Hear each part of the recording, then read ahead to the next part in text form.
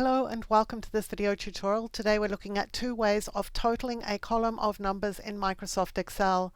I have a small worksheet here and I have a column of numbers. It wouldn't matter whether there were hundreds of cells in this column or just the few that we're seeing here.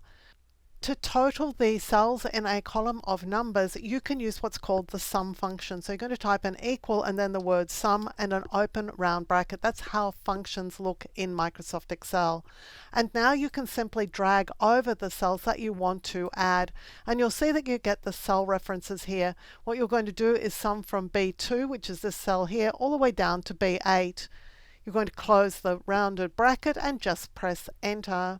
It's really important when you create a formula like this that you don't include the cell that you're actually in.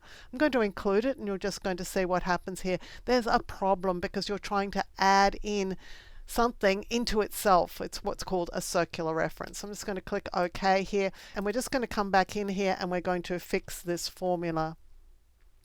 Now, if you want to make things a little bit easier for yourself, you can do this. Click in the cell and up here on the Home tab of the ribbon is something called Auto Sum, and you can just click on that. And what it does is Excel does its best attempt at working out what you want to add. You'll want to check this. You want to make sure that you're adding what you think you want to add, and if that's correct, you're just going to press enter. Now I'm going to do something here that's going to cause a few problems to our worksheet. I'm going to make this just 2024. In other words, the year 2024. Let's go back and try that sum function here. I'm just going to click on auto sum.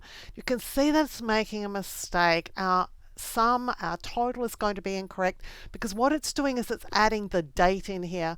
That's why it's important not to use dates as column headings, but if you do, what you can do here is you can just drag this down. Now it's really hard to see here, but there's a little blue box in each of these corners, and if you can locate the little blue box, I've got it here now, we can just drag down. You can see it more clearly here.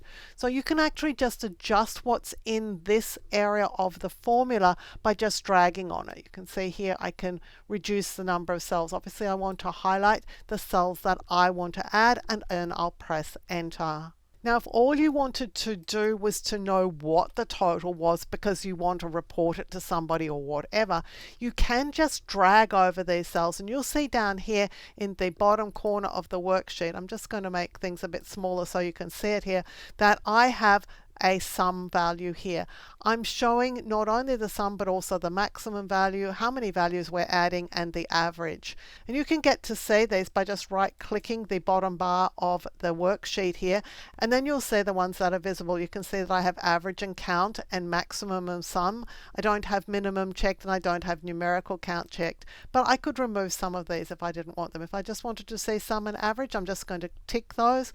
You can see that now with these cells selected, I've got the average and the sum appearing on the status bar, but it's not actually adding it into the worksheet. So you just need to decide how you want to sum things, and if you want them to be totaled in here, just be careful that you don't have a number as the column heading, because otherwise that's just going to cause you a whole lot of stress, and you could use the sum function here, or you could build that function up yourself. It's important to understand how these functions are created, even if you use the automatic version, because at some stage you may need to troubleshoot them. You may need to change these cells or work out what's going on, and understanding the formula is really important.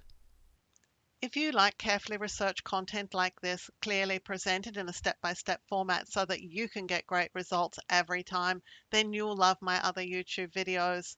So give this video a thumbs up and click to subscribe to the channel. And on the screen now, you'll see a video that I've handpicked for you to watch next.